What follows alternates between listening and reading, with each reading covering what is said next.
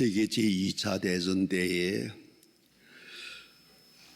독일의 히틀러가 무모하게 유대 사람 600만을 죽였다 하는 사건을 여러분이 알고 있습니다. 그 숫자를 도대체 의심할 수밖에 없는 엄청난 숫자입니다. 우리 한국 전쟁이 3년 동안 치르면서 민간까지 다 포함해서 300만 죽었다고 합니다. 그런데 저항하지도 않는 유대 사람을 여기저기서 체포해다가 무려 600만을 죽였다. 이건 역사상에 이런 일은 없습니다. 가장 끔찍한 사건입니다. 이뿐 아니라 히틀러가 전 세계를 전쟁으로 몰아가고 있을 때 보란듯이 담대하게 설교하는 신학자 본헤퍼라고 하는 목사가 있었습니다. 그는 설교 중에 늘 이렇게 말했습니다. 어느 미친 운전사가 술에 만취한 상태에서 버스를 운전하고 간다고 하자. 좌충우돌 하면서 많은 사람이 지금 다치고 있는데, 만일 당신들이 그 현장에 있다면 어떻게 하겠습니까? 뛰어다니면서 치료하겠습니까? 아니, 손을 모으고 기도만 하겠습니까? 아니면 죽은 사람을 모아다가 장례식을 하겠습니까? 우리 그리스도인들이 할 일이 뭐냐고 젊은 신학자는 외칩니다. 아니면 저 미친 버스 운전사를 버스에서 끌어내리겠냐고, 어느 쪽을 택해야 하겠냐고 이렇게 외치고 과감하게 도전적으로 설교했습니다. 이 한마디가 해방신학이라고 하는 엄청난 신학적 하나의 계기를 만들기도 합니다. 이렇게 됐을 때 그는 히틀러에게 붙들려 가서 투옥되고 고생하다가 처형까지 됐습니다. 그가 처형되기 직전에 기도하는 중에 환상을 보았다고 합니다. 이 기록에 나와 있는 것인데 대단히 심각한 말씀입니다. 환상의 내용은 이렇습니다. 하늘나라에 올라갔는데 히틀러가 잡혀와서 하나님 앞에서 심판대 앞에서 재판을 받고 있습니다. 하나님께서 말씀하십니다. 너는 그동안 많은 사람을 괴롭히고 피를 흘리고 못할 짓을 했으니까 지옥으로 떨어져라. 하나님께서 명령하셨습니다. 히틀러가 벌벌 떨면서 변명을 합니다. 하나님, 저는 죽어서 이러한 세계가 있다는 것을 알지 못했습니다. 만약 알았다면 저는 그 같은 범죄를 하지 않았을 것입니다. 누구 하나 나에게 알려주지도 않았고 나에게 천국과 지옥이 있다는 이 복음을 전해준 바 없었습니다. 그 순간 본헤퍼는 가슴을 치며 회개했습니다. 주님, 저는 그 영혼을 불쌍히 여겨 전도할 생각은 전혀 없었습니다. 그저 저 못된 놈을 끌어내릴 생각만 했습니다. 아니, 끌어내려 달라고 기도했습니다. 하나님, 저 사람을 위해 기도하지 못한 죄를 용서해 주세요. 여기서 사회주의와 복음주의가 갈라집니다. 대단히 중요한 장면입니다. 성도 여러분, 오늘 우리 본문은 너무나도 잘 알고 또 익숙한 말씀이 아니겠습니까? 오늘 본문에 나타난 목자의 관심은 뭡니까? 그의 기쁨의 깊은 뜻, 그가 오늘 본문에서 말하지 않습니까? 나와 함께 기뻐하자, 나와 함께 기뻐하자. 자기가 기쁠 뿐만 아니라 모든 사람을 불러 나와 함께 기뻐하자고 잔치를 합니다. 그 기쁨의 깊은 곳에 그 기쁨의 요소는 뭐고 그 근본은 뭐겠습니까? 여러분 잘 아는 바와 같이 잃어버린 양 한 마리를 찾아냈다. 내가 잃었던 양을 찾았노라. 나와 함께 기뻐하자. 여기서 한번 생각해야 합니다. 한 마리 양입니다. 여기에 100마리 양이 있습니다. 100마리 양이 있지만은 편안하게 지내는 100마리 양에 대해서 큰 관심이 없습니다.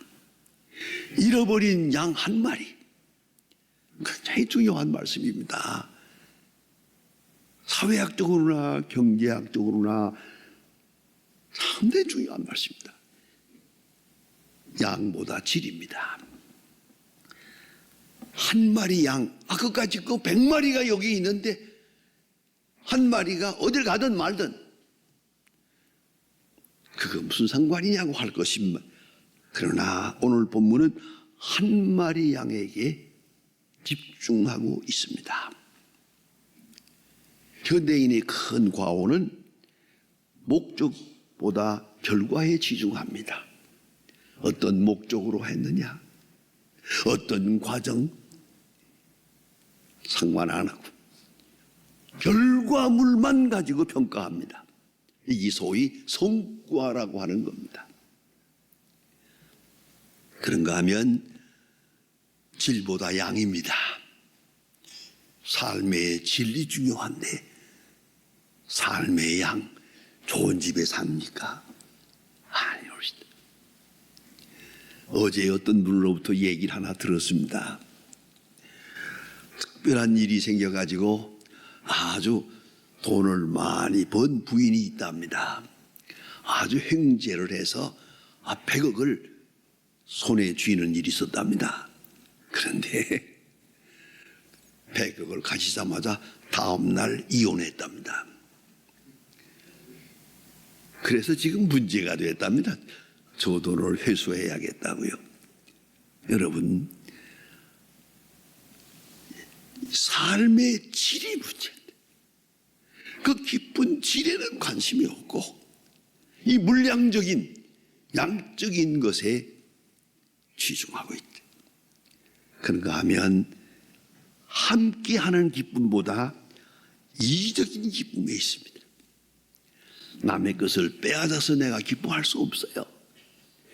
잘못된 방법으로 부자가 됐더라도 단잠을 잘 수 없는 거예요.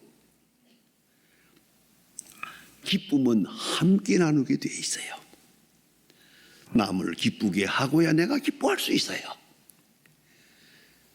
나와 관계하는 모든 주변 사람이 편안해야 나도 편안할 수가 있어요. 다른 사람에게 눈물을 내면서 피눈물을 내게 하고 내가 기뻐할 수 있나요? 절대 없는 걸 왜 모르느냐 말이에요. 이 바로 현대인의 큰 잘못입니다. 오늘 성경에 보면 양 한 마리, 이 목자는 양을 사랑했어요. 그리고 양의 아픔을 생각합니다. 뭐 하찮은 양입니다. 그 양 한 마리까지 그거죠. 여기 100마리가 있는데 그 한 마리 죽든 말든 그거 뭐가 대단합니까? 그 양 한 마리 때문에 잠을 못 잔다. 그거 말이 안 되죠. 그러나 목자는 안 그렇습니다. 양의 아픔을 생각합니다. 마치 자기가 아픈 것처럼 말입니다. 이 잃어버린 양, 길을 잃은 양이 얼마나 고통스러울까. 바위 틈에 끼어있나, 벼랑에 떨어져 굴러 떨어졌나, 넝쿨에 걸렸나, 가시에 찔렸나, 맹수에 물렸나. 상상을 해봅니다. 불길한 상상을 하면서 그 양의 아픔을 그는 자기가 느끼고 있습니다. 저 양이 얼마나 지금 고통을 당하고 있을까? 어딘가에서 맹맹 울면서 나를 기다리고 있을 텐데 얼마나 중요한지 모릅니다. 저 양 고통당하는 동안은 목자는 절대로 변할 수가 없어요. 자기가 사랑하는 자의 아픔, 그것을 내가 함께 누리고 있는 겁니다. 저의 아픔이 나의 아픔입니다. 오직 긍휼. 아마도 그랬는지도 모릅니다. 이렇게 양을 잃어버리고 나서 목자는 잠을 잘 수가 없었는지도 모릅니다. 식사를 할 수도 없었습니다. 양을 사랑하는 마음에서 양의 고통을 그가 몸으로 느끼고 있는 겁니다. 진정한 사랑, 목자는 양을 사랑했습니다. 그뿐 아니라 오늘 본문을 자세히 보면 목자가 양에게 책임을 묻지 않습니다. 가령 이렇게 말하면 어떻겠습니까? 저놈이 말썽을 부리더니 기어이 말썽을 부리노만, 요리요리 뛰고 돌아다니더니 멀리 도망갔구만. 양에게 책임을 물을 수 있습니다. 양이 잘못한 겁니다. 대열에서 떠났기 때문입니다. 여러 가지로 양에게 책임을 물을 수 있으나 목자는 절대로 양에게 책임을 묻지 않습니다. 지금 이 시간에 말입니다. 양을 비판하지도 않았습니다. 내 책임이라고 묻지 않았습니다. 여러분, 이 본문에서 조금 나가면은 바로 뒤에 탕자 비유가 있습니다. 탕자 비유와의 다른 점은 탕자 비유는 탕자가 나간 다음에 아버지가 기다렸습니다. 끝까지 기다렸다는 얘기입니다. 그러나 양을 찾아 헤매는 이 목자의 얘기는 기다리는 분이 아닙니다. 찾아갔습니다. 찾도록 찾았다. 이건 얘기가 다릅니다. 더 적극적입니다. 그런데 탕자 비유에 또 하나 중요한 점이 있습니다. 탕자가 돌아왔을 때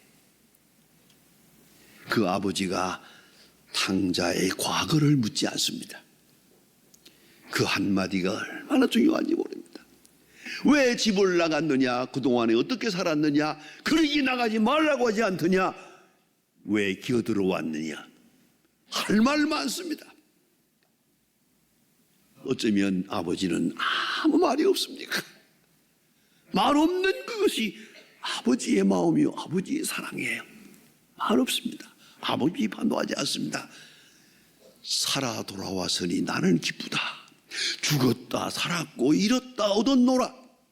이 아버지의 마음입니다. 전혀 이 양에게 책임을 묻지 않는, 그리고 좀 더 나아가서는 성경에 없는 내용이지만 생각해 보세요. 목자는 지금 양을 잃어버린 것이 내 책임이라고 생각하고 있습니다. 내가 무엇을 잘못했다고, 아마도 내 책임일 거라고. 이것이 사랑이요, 사랑의 본질입니다. 사랑은 책임을 남에게 묻지 않습니다. 모든 책임을 내가 지고, 내 책임 내가 지고, 남의 책임도 내가 지는 겁니다. 잊지 말아야 합니다. 전 종종 교인들과 상담할 때가 좀 있습니다. 그때 보면은 제일 많은 아픔이 뭐냐면 가출입니다. 아이들이 가출했을 때 그 부모가 얼마나 마음이 아파요. 그 어머니가 얼마나 답답해요. 와서 그저 얘가 지금 어디가 있는지도 모르겠고, 얘가 이러고 그 아버지가 못 돼가지고 나갔고 별 얘기를 다 하면서 지금 여기서 이 한탄을 합니다. 제가 딱 한마디 물어봅니다. 애가 집을 나갔는데 그 나간 책임이 어디에 있다고 생각합니까? 본인들이 다 같이 이렇게 말합니다.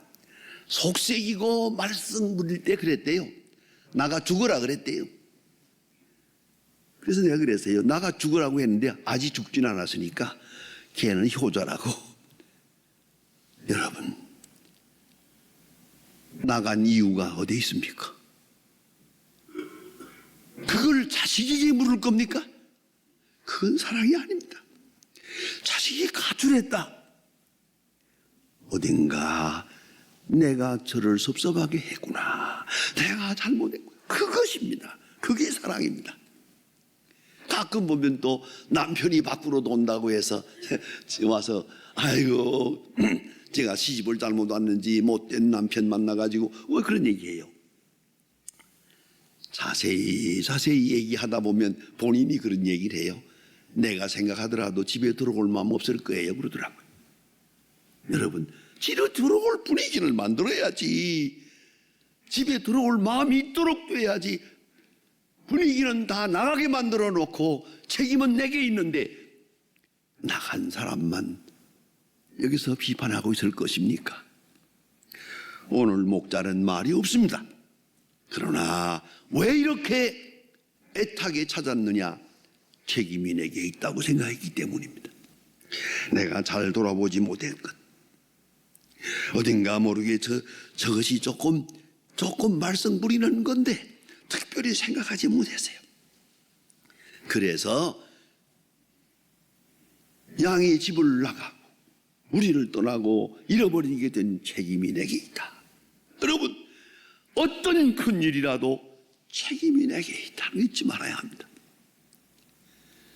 스데반이 순교당할 때 아주 참 아리송하면서 깊은 뜻의 기도를 합니다. 하나님이여, 이 허물을 저들에게 돌리지 말아주세요. 이 허물을 저들에게 돌리지 말아주세요. 무슨 기도입니까? 그 깊은 뜻을 누가 알겠습니까마는 짐작이 갑니다. 저들이 저렇게 포악해지고 마침내 내게 돌을 던지기까지 됐는데 Something wrong with me. 무엇인가 내가 저들을 화내게 하고 격분하게 했는지도 모릅니다. 주여, 이 허물을 저들에게 돌리지 말아주세요. 이런 기도를 합니다. 책임지는 마음, 그것이 사랑이에요. 그리고 오늘 성경 말씀은 가장 감동적인 것은 찾도록 찾았다. 찾을 때까지 찾았다. 행동적입니다. 멀리서 마음 아파하고 눈물 흘리고 감상적으로 아닙니다. 행동적으로 자기가 희생을 합니다. 이제는 자기가 험한 길을 다니면서 찾도록 찾았다. 너무나도 귀한 말씀입니다. 주님께서 우리를 찾아서 오셨습니다. 높은 보좌에 계시는 것만이 아니고 말씀하시는 것만이 아니고 찾도록 찾기 위해서 이 땅에 오신 주님의 모습을 말하는 겁니다. 찾았습니다. 찾은 다음에 오늘 본문에 보니까 얼마나 기뻐하고 내가 잃었던 양을 찾았노라. 나와 함께 기뻐하자. 이건 지불된 값에 비교하는 겁니다. 이 양이 얼마짜린가 돈으로 물을 게 아닙니다. 그것이 얼마나 건강하고 얼마나 쓸만한가 아니올시다. 이 양을 위해서 지불된 희생, 너무 많은 수고를 했어요. 수고한 만큼 행복한 거예요. 수고한 만큼 소중한 거예요. 그것이 오늘 나타납니다. 내가 찾았노라. 나와 함께 기뻐하자. 동리를 청해서 잔치를 했습니다. 함께 기뻐하는 마음, 이 천국의 기쁨입니다. 오늘 예수님께서 맨 마지막에 그런 말씀하지 않습니까? 내가 너에게 이르노니 하늘에서 회개할 것이 없는 의인 99보다 이 회개한 이 이거 하나가, 이 세리가 하늘나라에서 큰 기쁨이 된다고 이렇게 말씀하고 계십니다. 여러분, 잃었다 찾는다. 여러분, 잃었다 찾아본 일이 있습니까? 얼마나 소중합니까? 나의 나된 가치는 지불된 가치입니다. 주께서 십자가에 돌아가심으로 엄청난 값을 이미 지불했습니다. 그 지불된 만큼 나의 값은 소중합니다. 주께서 나를 위하여 십자가를 졌기 때문에 그만큼 나는 소중한 존재입니다. 그걸 잊지 말아야 합니다. 여러분, 한 영혼을 위해서 기도해 보셨습니까? 주여, 이제는 이웃만이 아니라 형제만이 아니라 우리 눈에 거스리는 모든 사람들을 생각하면서 이름을 대고 집중적으로 위하여 기도하는, 희생할 수도 있어야 합니다. 희생하면서 기도해야 합니다. 그의 아픔을 함께하며 기도해야 합니다. 여기에 다시 찾는 기적이 있습니다. 잃었던 양을 다시 찾은 자의 기쁨과 감격이 그 속에 있는 겁니다.